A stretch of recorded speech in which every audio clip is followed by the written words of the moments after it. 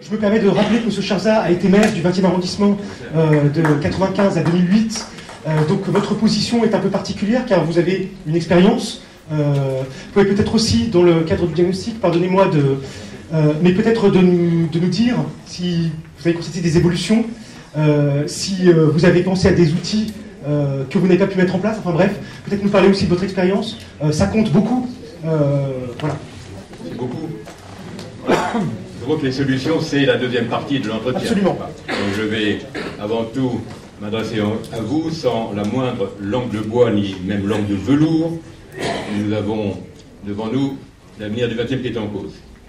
Où va le 20e? Je vous parlerai sans détour en vous disant que je considère que notre arrondissement file un mauvais coton. J'ai été élu du 20e depuis 1981, réélu constamment, des fois dans l'opposition, mais réélu. Et je connais bien donc les problèmes d'insécurité, d'intranquillité qui se posent de manière récurrente. Mais depuis quelques années, en tout cas depuis quelques mois, je constate une évolution extrêmement inquiétante.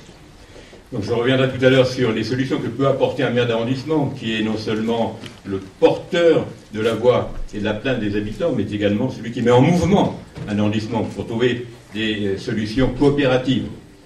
Mais un maire d'arrondissement, c'est également une personne qui a une vision stratégique sur l'avenir d'un arrondissement. Pour moi, le 20e, c'est une terre d'hospitalité. C'est la terre de l'intégration réussie. C'est une grande tradition qui vient depuis plus de 100 ans, qui nous a permis d'intégrer génération après génération des vagues de personnes chassées par la pauvreté ou par la répression. Aujourd'hui, cette fonction républicaine d'intégration réussie est remise en cause. Nous vivons un drame qui est celui du recul constant de l'équilibre entre les groupes sociaux, culturels, ethniques. Nous vivons le recul de la mixité sociale. C'est la raison pour laquelle je suis candidat. Je vous dis très franchement parce que je m'inquiète énormément pour l'évolution de nos quartiers. Nous vivons et nous constatons depuis quelques années que le déséquilibre entre l'Est et l'Ouest de la capitale s'aggrave à nouveau. 5000 logements sociaux dans le 20e, construits au cours de la dernière mandature, 80 dans le 8e, 300 dans le 16e. Entre 2001 et 2008, nous avions réduit cette distorsion. Nous avions construit notre temps, si je puis dire, passez-moi l'expression, 2000 logements sociaux entre 2001 et 2008, 600 dans le 16e. Il y avait donc un rééquilibrage. Ce rééquilibrage s'est inversé et nous vivons une deuxième difficulté qui est celle des attributions, du peuplement de ces quartiers, aussi bien pour les logements nouveaux que pour les logements anciens, pour le parc ancien. Logement nouveau, moi je dis très clairement favorable à l'acte des 3 tiers. 1 tiers de logements très sociaux pour les gens qui ne peuvent pas vivre dans des conditions habituelles parce qu'ils n'ont pas de revenus suffisants. 1 tiers pour les logements sociaux, 1 tiers pour l'accession à la propriété et ou les classes moyennes locatives.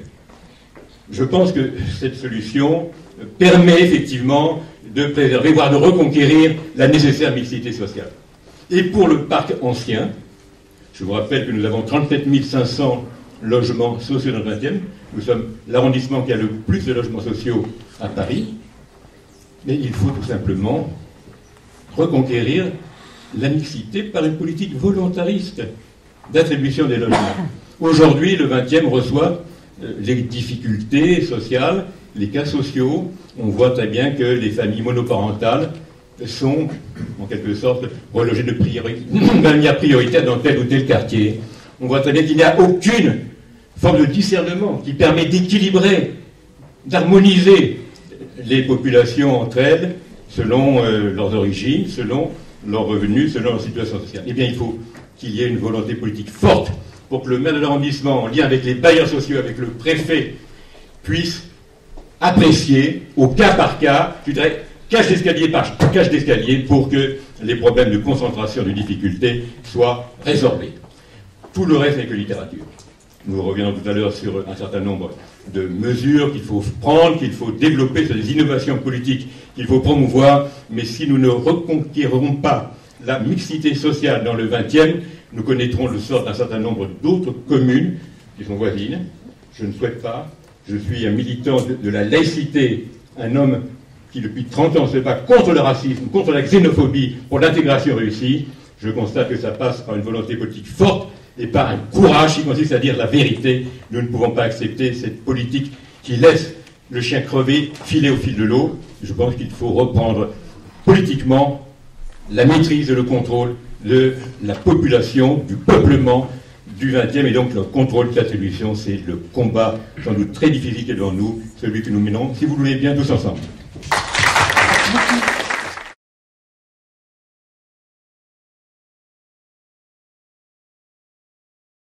Bien. Tout d'abord, comment parler au préfet? Je dirais poliment, mais fermement. Et pour parler fermement au préfet, il faut être véritablement en phase avec l'arrondissement.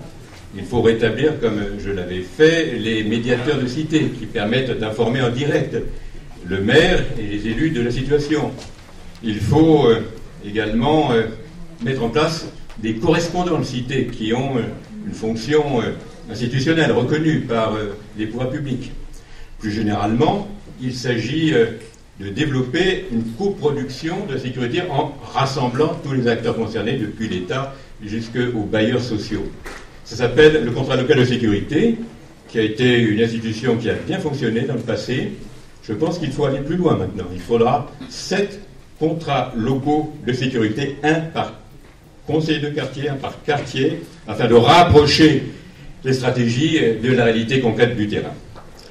Et puis, ensuite, bien sûr, il faudra que nous soyons capables, nous en tant qu'élus, et le maire en particulier, eh bien, d'exiger des pouvoirs publics qu'ils fassent respecter la loi.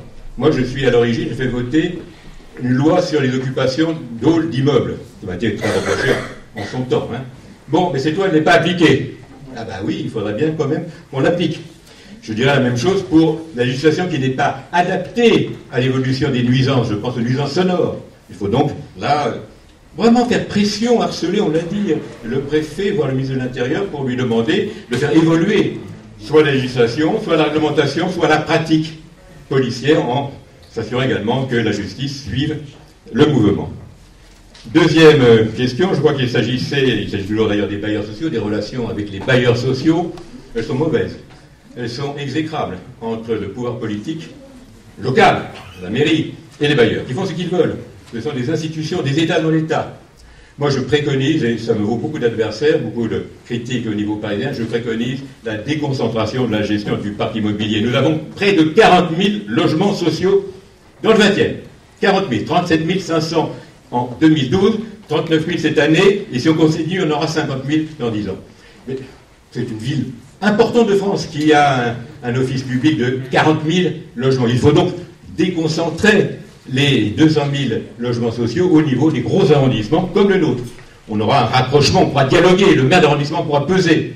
Et je préconise au niveau local, comme je l'ai fait juste avant de quitter cette mairie, la mise en place de comités, non pas d'arrondissement, mais de quartiers, voire de cités, dans lesquels les habitants et les locataires peuvent et doivent être représentés par le suffrage direct. J'avais institué à Piton-du-Vernois, en 2007, l'élection des représentants des locataires au terme d'une campagne électorale, lesquels siégeaient à une instance où étaient représentés les bailleurs, bien sûr, le maire de Paris, le maire de l'arrondissement, et puis le préfet, afin d'examiner les problèmes, pas simplement de sécurité, mais d'attribution de logements. Et j'en viens à l'attribution des logements. Tout a été dit, c'est notre problème.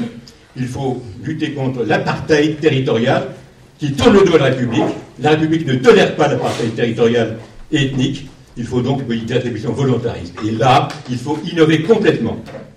Du quantitatif, on en a parlé, du qualitatif, certainement, mais ça doit s'apprécier au cas par cas, cité par cité. Et j'avais mis en place, toujours à Piton-du-Vernois, ce fameux comité de travail en commun des uns et des autres, afin tout simplement de maîtriser l'équilibre, de reconquérir une certaine forme de mixité. Et ça, c'est évidemment extrêmement délicat. C'est casse-gueule, passez-moi l'expression, parce qu'on peut nous accuser de vouloir remettre en cause la transparence, l'équité, etc. Mais je pense que le pouvoir politique doit prendre ses responsabilités et dire que dans cette tâche d'escalier, il faut modifier la population, il faut rétablir une forme d'harmonie. La République, encore une fois, c'est le refus de la ségrégation, c'est le refus du racisme organisé sur le plan territorial. Enfin, la vie commerciale, vaste problème, qui dépasse largement les pouvoirs d'un maire, mais le maire peut exiger, et je reviens plutôt au point précédent, des bailleurs sociaux, qu'ils mettent en place une politique volontariste permettant au commerce, et plus généralement d'ailleurs aux associations, de pouvoir vivre, travailler, sans payer des loyers qui sont exorbitants, qui ne permettent pas dans nos quartiers à du petit commerce de proximité de continuer à prospérer.